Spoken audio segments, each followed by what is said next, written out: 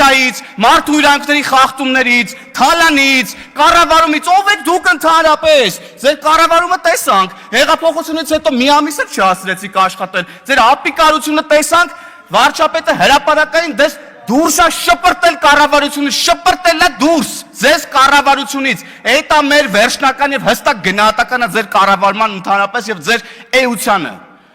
Զզվացրիք թողեք արդեն իսկականից։ Ձեռեք առել է ժողովրդին։ Այո, ապօրինի գույքի բռնագրանցման ինստիտուտը անելու համար մեզ 3, 4, 5 տարի ժամանակ է պետք գալի։ 3 տարի ժամանակ է պետք եղել։ Հիմա մտել է ընթացքի մեջ այդ ապօրինի գույքը հատիկ ամեն ինչ վերադարձվելու է այս պետությանը։ Ու հիմա այսպես ջղաձգված եկել եք, փորձում եք ձեր լափածը թալանացա հետ բերեք։ Սենց ինչ-որ բան փորձում են քաղաքացիական պայմանագիր խմբակցության իշխանության ներկայացուցիչներին մեղադրել են բոլոր կերած բաներում ինչ-որ իրանք են արել։ Ով եք դուք ընդհանրապես։ Այո, վարչապետը ասել է լավ արե էլի անելու։ Մենք էլ ենք անելու։ Ամբողջ ժողովրդի առաջ հրապարակային ձեր երեսը ցույց ենք տալու ով եք դուք, ով եք եղել ընդհանրապես եւ ուր եք գնում։ Հերիք էլա բոլ եղավարդը։ Հայ քեզ բան, մի հատ էստեղ Լևոն Քոչարյանն է, գալիս է բան դեմքով մարդու իրավունքների պաշտպանի դեմքի արտահայտությամբ ելույթներ է ունենում։ Լևոն Քոչարյանը մարդու իրավունքների փոքրիկ իշխանն է, լավ ասաց գործընկերուհիս։ Տղա ջան, ասեցի, բոլոր այդ հարցերիդ պատասխանները կգնաս հորդ կհարցնես։ Ինքդ քո մեջ կվերլուծես, ինչի ես եկես տեղ, ինչպես ես օգտագործվում եւ այլն, հետո նոր խոսանք մնացածի մասին։ Վերադառնալով մարդու իրավունքների առասարակ քննարկմանը, ընդդիմությունը ամեն մարդու հնարավոր բոլոր իրավունքները ասպատակում է ուղղակի։ Հիմա էլ ընկել են կրթվելու իրավունքի հետևից, նայեք, դաշնակները իրանց կոալիցիոն կառավարման ժամանակ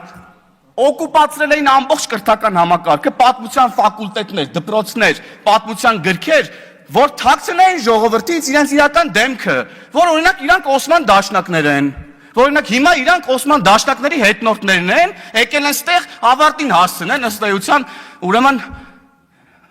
Դավադիր հանգստացի դու մի հատ Թադևոս Ավետիսյան կամ Ավետիս Թադևոսյան, հանգստացեք ու իմ ելույթի ժամանակ ընդհանրապես տեղից խոսանք, չափերի մասին գնահատականը տվեք ձեր չափերը ցույց կտամ հեսա ես քեզ։ Անցնելով առաջ։ Հնարավոր բոլոր իրավունքները ցած փորձում են ոտնահարեն։ Կրթվելուց խոսում ես, գալիս ասում են, խանգարեցես Թադևոս Ավետիսյանը միտքս կտրվեց։ Հա, օկուպացրել էին ողջ, ուրեմն կրթական ոլորտը, որ իրանց էս դավադիր, դավաճան, դեմքը թաքցնեն ժողովրդից, որ դրա քողի տակ, ուրեմն իրանց քաղաքական նպատակներ իրականացնեն, կրթեն սերունդ, որը չի գալու իրանց հետևից, որովհետև չգիտի իրանք ինչ են արել։ Մենք եկել ենք, ասում ենք իրանք ինչ են արել, պատմության դասագրքերում գրելու ենք հայ ժողովրդի պատմության բոլոր դրվագները, որին որ պետք է հայ ժողովուրդը ծանոթ լինի, որպեսզի մենք ելնենք ուրեմն իրական փաստերից եւ ապրենք եւ մեր ապագան կառուցենք իրողությունների վրա։ Իրական Հայաստան կառուցենք, այո, սիրելի գործընկերներ։ Մյուս իրավունքը, որ ասպատակում են ուրեմն այս ընդդիմադիրները, օրինակ խոսքի ազատությունն է եւ լրագրողների իրավունքներն առասարակ։ Մի հատ թթու բառ ասես լրագրողներին, վայ, կգան պլակատներով ստեղ կկապեն։ Ամենայն հարգանքով բոլորիդ նկատմամբ սիրելի գործընկերներ, ես էլ եմ լրագրող եղել։ Մի հատ թթու բառ ասեն, գիտես ինչ կանեն, էլ չեմ պատկերացնում, նյութեր կգրվեն, էլ չեմ ասում ինչ վերնագրերով եւ այլն եւ այդպես շարունակ, բայց որ օրինակ ընդդիմադիր падգամավորը գալիս է ասում է, որ լավ լրագրող լինեիք, կներեք այս ժողովրդական խոսքից, լավ լրագրող լինեիք, դուք էլ 4 սատ տուն կունենայիք։ Այսինքն էս ինչ ես ասում։ Տիկին Թագուհի Թովմասյան, հարգելի լրագրողներ, դուք նորմալ եք ընկալում ես, հարցեր չունեք Թագուհի Թովմասյանին դուք ընդհանրապես, դուք լավ լրագրող չեք։ Ես կարծում եմ, որ դուք լավ լրագրող եք։ 3-4 սատ տուն ունեք Երևանի կենտրոնում, հա?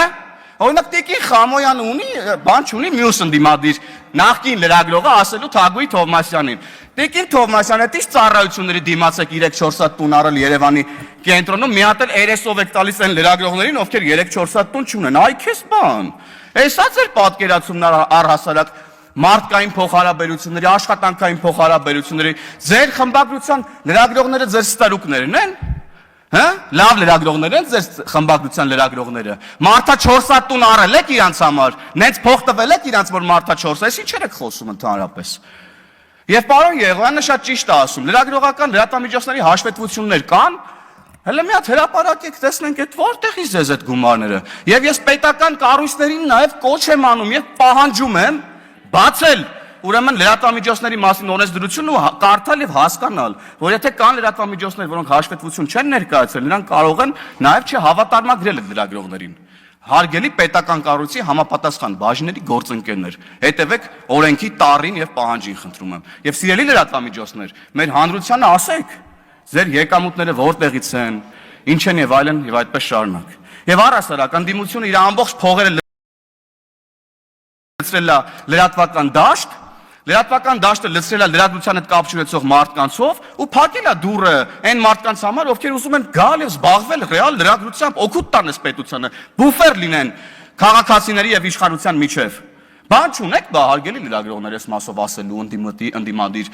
գործընկերներին, ովքեր ղեկավարում են մի շարք լրատվականներ, թե մենակ մեզ պետք է գաք ինչ որ sense խառը խաչաձև հարցեր տակ, երբ որ մի ամիտ մեկն ու մեկս մի ավել պակաս բարկասի կամ հղում կանի ձեր սիրելի տերտերների ասած բառերի վրա։ Մի հատ կարող է գաք էթիկայի հանձնաժողովի պահանջով մեզ դիմում գրեք, որ Թագուհի Թովմասյանի վերաբերյալ էթիկայի հանձնաժողով ստեղծվի, հա? Թե դրանից ավելի քիչ եք նեղվել։ Եվ կարծում եմ այստեղ էլ, այսինքն մարդկանց իմ ընկալում ընդդիմադիրները բոլոր լրագրողներին գերեվարել են առհասարակ եւ հիմա լրագրողներից ուղակի ձայն չենք լսում։ Նախ Եվ նաև Տիկին Մանասյան, դուք լուսաձայնային նռնակների հատուկ միջոցների մասին խոսեցիք, բայց ես ուզում եմ արձանագրել, թե ինչ է տեղի ունեցել Հայաստանի Հանրապետությունում բոլորիս համար։ Հարց նոյեմբերի 9-ն է նախ տեղի ունեցել։ Եվ նոյեմբերի 9-ից հետո նախ մենք պետք է արձանագրենք, որ նոյեմբերի 9-ը, մարտի 1-ը եւ հոկտեմբերի 27-ը սրանք նույն շղթայի պատասխանատուների ձեռի գործն է։ Եվ մեր մեղքն է նաև, որ մինչև այսօր այդ բացահայտումները մինչև վերջ արված չեն, բայց այս քանի օրերի ուժային նաև իրավապահ մարմինների զեկույցները մեզ հույս են ներշնչել, որ ոչ վաղ ապագայում մենք առնվազն շոշափելի արդյունքներ այս իմաստով կտեսնենք։ Բայց ես ուզում եմ ասեմ, որ մեր ընկալումը, բառամթերքը Հայաստանի Հանրապետությունում տեղի ունեցող իրավիճակի վերաբերյալ չի կարա լինի ստերիլ եւ այսպես ասած շատ նման այլոց։ Մենք մի պետություն ենք, որտեղ ահաբեկչություն է տեղի ունեցել։ Մի պետություն ենք, որտեղ 2020 թվականին ահաբեկչություն է տեղի ունեցել։ Ես դա ահաբեկչություն եմ որակում, որտեղ նպատակը Արարատ Միրզոյանին սպանելը չէր, նպատակը բոլոր պետական պաշտոնյաների կյանքի վրա հարձակում իրականացնելն էր եւ սահմանադրական կարգը տապալելն էր, պետությունը լուծարելն էր։ Եվ հետևաբար, եւ մանավանդ, երբ որ մարդիկ հարձակվում են ազգային ժողովի շենքի վրա եւ կիրառվում է հատուկ միջոց, մեկն էլ վերցնում է, որ այդ հատուկ միջոցը հետ շպրտի իրավապահ մարմինների վրա, ովքեր հասարակական կարգ են պահպանում եւ վնասվածք է ստանում, ամենայն ցավով, ես ցավում եմ, որ նման դեպքեր առաստ